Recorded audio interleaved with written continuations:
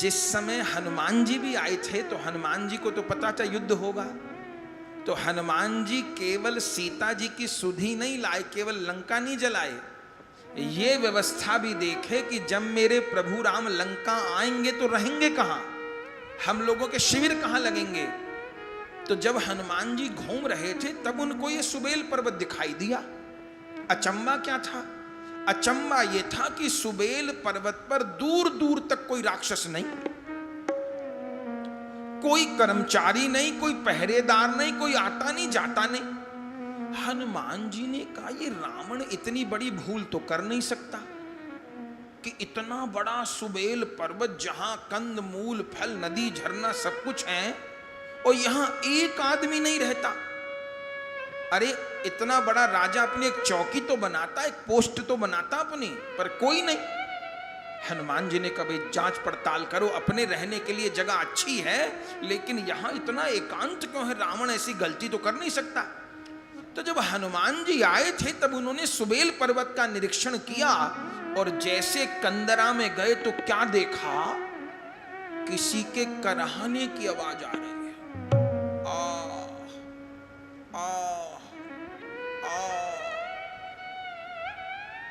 हनुमान जी ने कहा यहां कौन करा रहा है। भीतर गए गुफा में, गुप्त अंधेरा, और क्या देखा, कोई काले रंग का पुरुष उल्टा लटका हुआ है, मुंह से लार टपक रही है, उल्टा लटका हुआ है।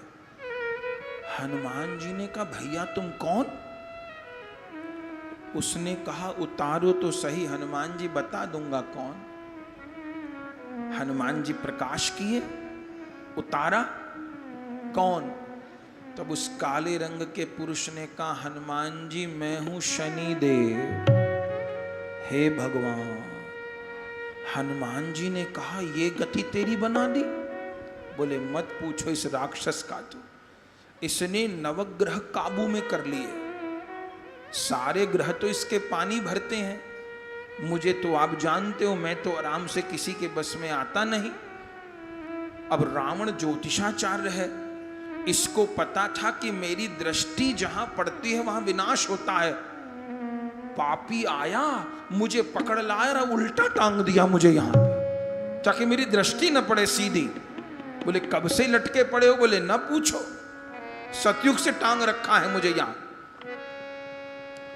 हनुमान जी ने कहा मुझे अब समझ आया कि ये बिल्कुल राक्षस विहीन स्थान क्यों है, क्योंकि रावण ने व्यवस्था कर दी थी कि वहां तो शनिदेव लटके पड़े हैं और एकदम वहां कोई भी ना जाए, जो जाएगा वो शनिदेव की दृष्टि पड़ने से भस्म हो जाएगा।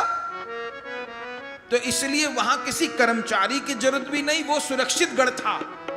पर रावण को पता नहीं कि हनुमान जी आए थे तब शनि देव को बंधन मुक्त कर दिए। रावण को नहीं पता कि उसका एक दुर्ग तो पहले ढा दिया गया।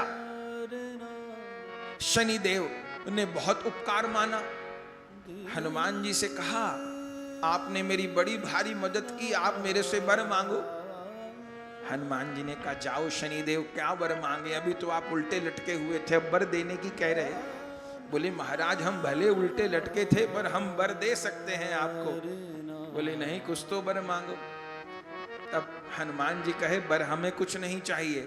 तब शनि देव ने अपने आप ही कहा ऐसे मेरी 7.5 सबको लगती है। हनुमान जी कोई नहीं बचता, 7.5 में 2.5 बरस के ढैया होते हैं, तो 2.5 साल तो मैं पैरों में रहता हूं, तो उसको खूब भटकाता हूं। फिर 2.5 बरस पेट में रहता हूं तो उसका स्वास्थ्य बिगाड़े रखता हूं। फिर 2.5 साल माथे में रहता हूं तो माथा खराब रखता हूं उसका। लेकिन जो आपकी भक्ति करेंगे, आपको प्रणाम करेंगे, आपका भजन करेंगे, उनको मैं अपनी इस 7.5 से दूर रखूंगा। हनुमान जी ने कहा ठीक है कोई बात नहीं। हनुमान जी कोई वर नहीं मांगे। फिर शनिदेव जाने लगे, तो शनिदेव जाने लगे, हनुमान जी ने कहा जाओ। बोले नहीं अभी जाऊंगा पर एक बार आंख भर के लंका देख लूं। बोले क्यों? बोले मैं आंख भर के लंका देखूंगा, देख लेना कल ही लंका में आग लगेगी। मेरी जहां दृष्टि जाती है वहीं विनाश होता है। इसलिए पहले शनि देव के मंदिर ऐसे नहीं होते थे।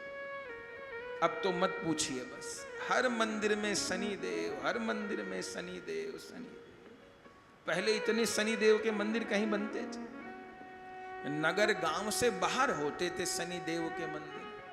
शनि देव जिस जगह रहते हैं उस जगह का तो उत्थान करते हैं, और जहां उनकी दृष्टि पड़ती है वहां विनाश होता है। जो अभी इतने दुर्घटनाएं बढ़ी हैं, सड़क दुर्घटनाएं, उनमें एक ये भी कारण है। हर चौराहे पे शनि देव, शनि देव, शनि देव। अरे राम, ये हमारे पूर्वज कम समझदार थे, उन्होंने जो कहीं शनि देव का मंदिर नहीं। अब तो मंदिर में कोई देवता न हो, शनि देव सब में पहले ना भैया ना। ऐसा नहीं है।